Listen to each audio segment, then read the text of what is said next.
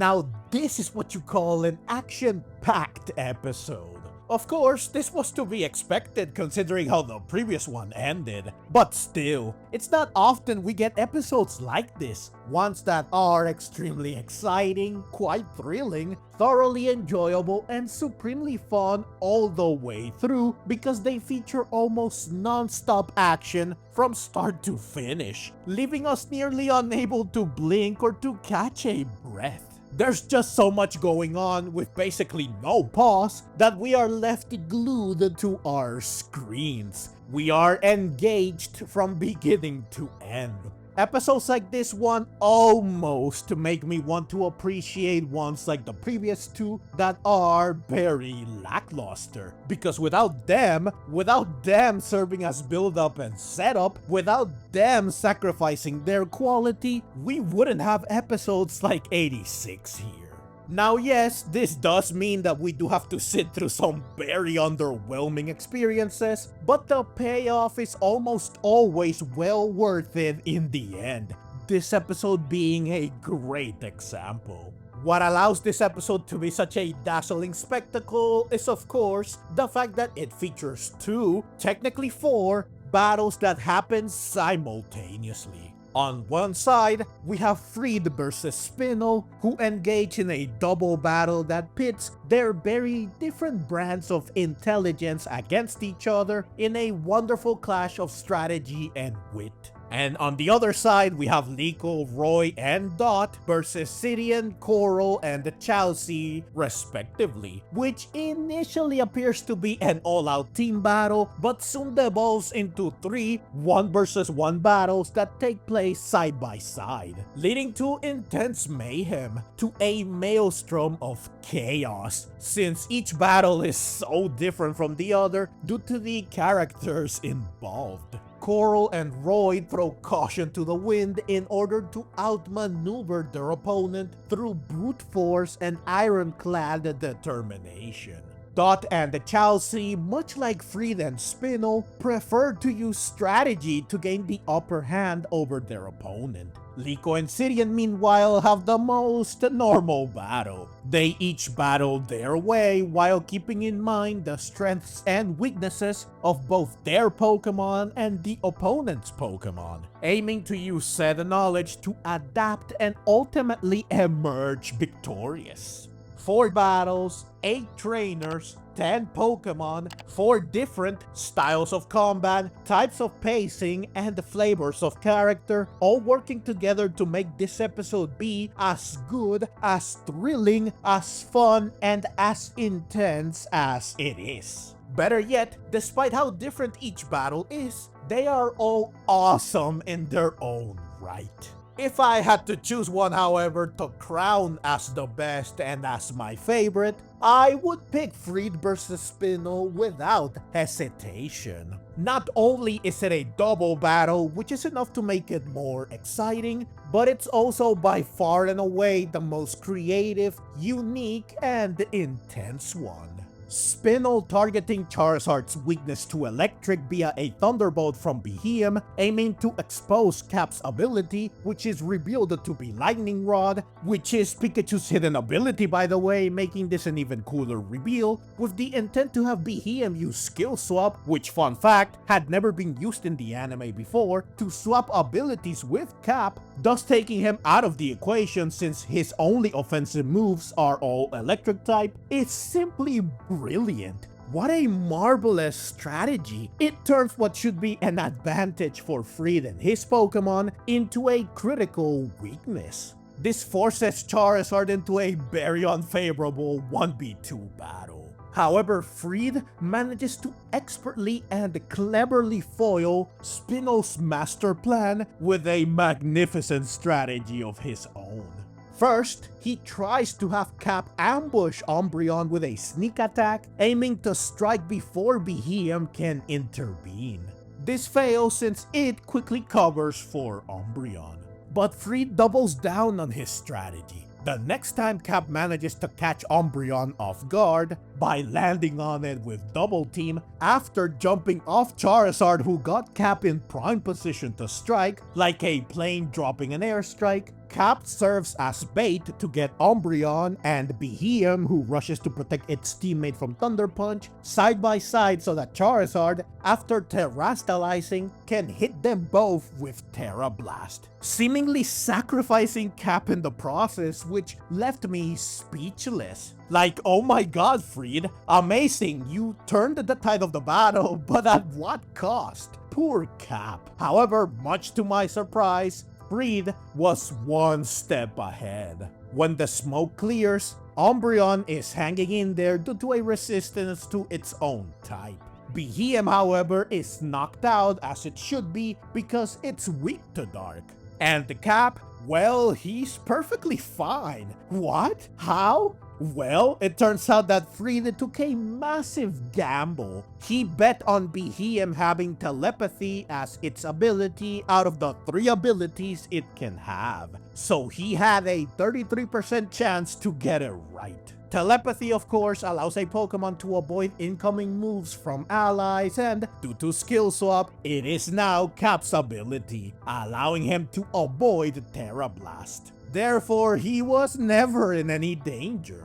Like, wow, simply wow. What an epic and genius way to turn an apparent disadvantage into an advantage. Spinel hit him with a 200 IQ play, and he responded with a 400 IQ play. What a masterful display of genius. This was a battle of the minds. This was 4D chess in the form of a Pokemon battle. And it's for that reason that I love it and think that it is by far the best battle in this episode. The cherry on top is that having his strategy be dismantled so expertly and unexpectedly wipes away Spinel's annoying smirk and expression of "I'm better than you." For the first time ever, we see him feeling utter despair because someone finally outsmarted him.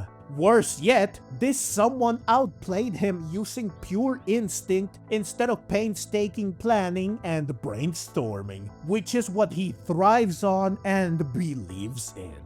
Friede is also very smart, of course. He is a professor after all, but he is more adaptable and daring than Spinel, which is what ultimately allowed him to win. Spinel clearly cannot improvise on the fly when his carefully laid out plans fail, something likely born from a belief that his intellect is peerless and thus whatever he comes up with will always succeed. Well, he finally met his match, and it's oh so satisfying to see him taste defeat at last. Especially since he turns tail and flees after Umbreon is defeated as well, following a bolt tackle from Cap after he pushes through a snarl like a boss. Well deserved and utter humiliation for Spinel. Friede definitely deserves a round of applause. Now, while this battle was vastly superior to the others, at least in my opinion, that's not to say that they are bad by any stretch of the imagination. Again, they are all great in their own right. Coral vs. Roy was very fun to watch, especially since Coral decided to use Screamtail, who fittingly and hilariously got into a screaming/singing battle with Crocalor. Coral even terastallized it, which is very cool. Now yeah, unfortunately Screamtail got wrecked by Crocalor in the end after it gets overpowered in a close-range battle of voices. Though this is understandable, of course, since this is the first time it battles under Coral's ownership, and its first battle against a trainer. It clearly lacks experience, but hey, at least it got a chance to shine instead of being relegated to playing second fiddle to Glalie, who had to join the fray anyways following Screamtail's defeat and Coral's expected refusal to give up. It would have been easy for her to just use her best Pokemon, but she chose to give Screamtail a chance, which is nice. Other than Screamtail and everything it brought to the table, this battle was just entertaining to watch. Again, both sides throw caution into the wind and they just do their best to win through brute force and unyielding resolve, leading to several intense clashes. It's also a comedic battle, which is to be expected when Coral is involved. Screamtail's awkwardness, given its lack of battling experience, is a huge part of the reason why this battle ended up being quite funny. Also, I love that Liko and friends recognize Screamtail when they hear it scream. They recall its name and the fact that it's a Paradox Pokemon, something they learned from Briar back in episode 80 after they heard and were terrified by its blood-chilling screams. It's always great to see elements of continuity between episodes that don't directly follow or precede one another. Chelsea vs. Dot was interesting due to the fact that Chelsea is much like Spinel. She's extremely confident of her skills and her intellect to the point that she underestimates her opponent, believing that there is no way she can be outmaneuvered. I can see why she and Spinel get along. Of course, also like him, her overconfidence makes it all the more satisfying when she has the tables turned on her. At first, Dot struggles because she tries to have Quaxwell overpower Medicham through brute force, which just doesn't work on a Pokemon that is so adept at observation and foresight, as well as quick and light enough on its feet to make the most of said skill set. Not to mention that this approach simply does not suit Dot. Once she switches over to what she does excel at, strategy, things take a turn for the better. Her plan to have Medicham slip on water, thus leaving it vulnerable to an Aqua Cutter, fails initially, again because of Medicham's unique attributes, but ultimately works thanks to Dot's brilliant idea to make use of the chaos unfolding nearby. So this was overall a fun, enjoyable, and gratifying conclusion to a battle that was just that.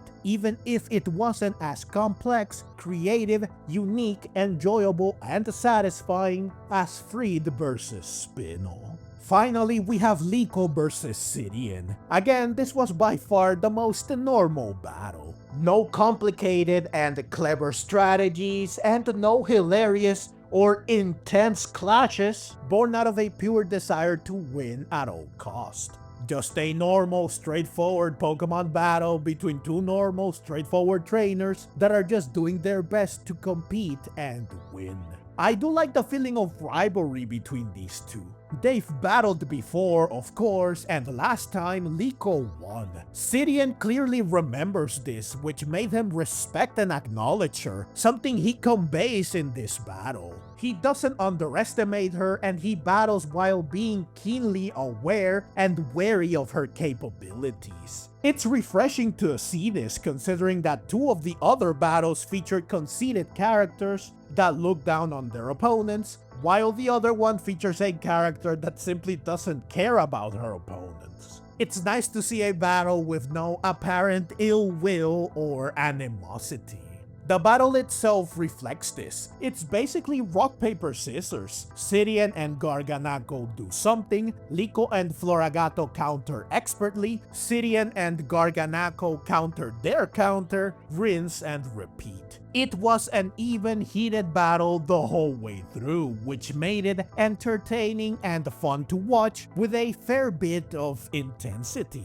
In the end, of course, Liko manages to win, even though Cydian used Terrasto and she didn't, which is also what happened with Roy and Coral. She used Terrasto, he didn't. I guess this was done so that Liko and Roy can save Terrasto for Giveon, but it does feel a little unbelievable that they were able to defeat Terrasto without using it themselves. Now yeah, Coral used an inexperienced Pokemon, so it's more understandable in her case.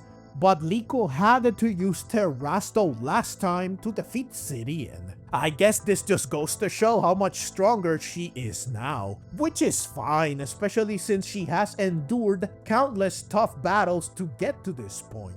While Cydian, as far as we know, hasn't exactly been training, so she got stronger, he didn't. Hence the bigger discrepancy in their strength this time around.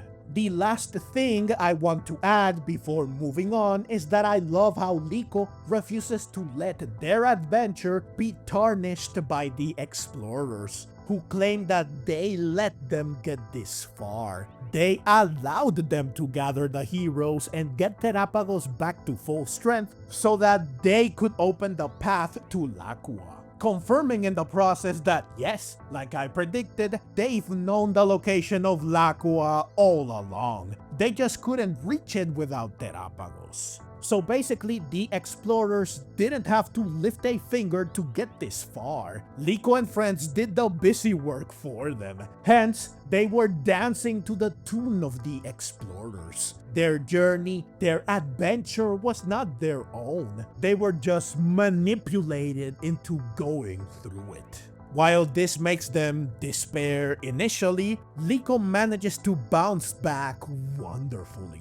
She proudly declares that everything they did, everything they saw and experienced was for and by them. Their journey, their adventure belongs to them and only them, and it was shaped by their own choices, their own struggles, and their own growth.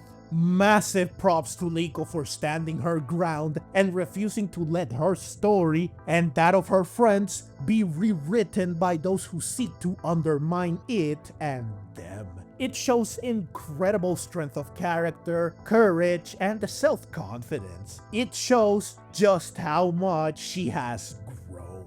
I must say though that I think that the explorers are giving themselves too much credit. Like, yeah, after infiltrating Naranja Academy in episode 66, they did pretty much leave Liko and company to their own devices. But they make it sound like this was the plan all along when clearly it wasn't. Almost feels like they are just coping with the fact that they couldn't steal Terapagos or capture Rayquaza by going, oh yeah, we let you win on purpose so that we could take advantage of you. We totally didn't actually lose or fail. Everything was carefully calculated from the start. Yeah, no, I don't think they had such foresight.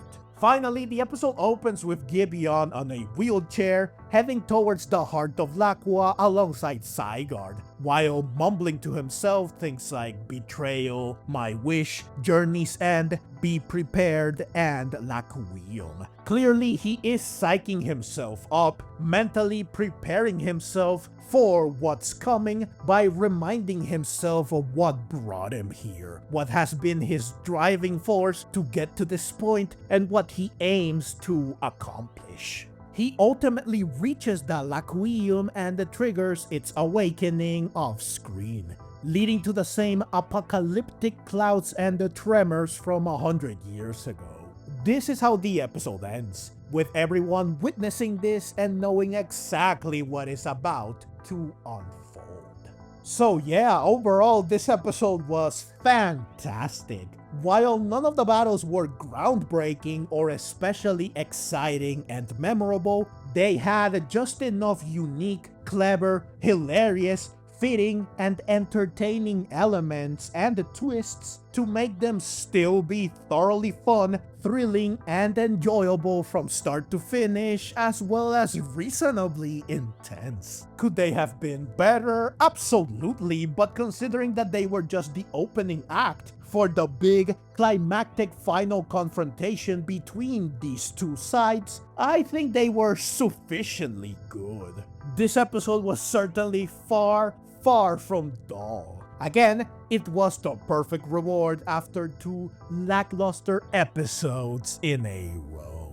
If you enjoyed this video and want to see more like it, feel free to click the links on screen. And if you'd like to support the channel and help me keep making content like this, you can find ways to do so in the description below. Your support truly means the world to me.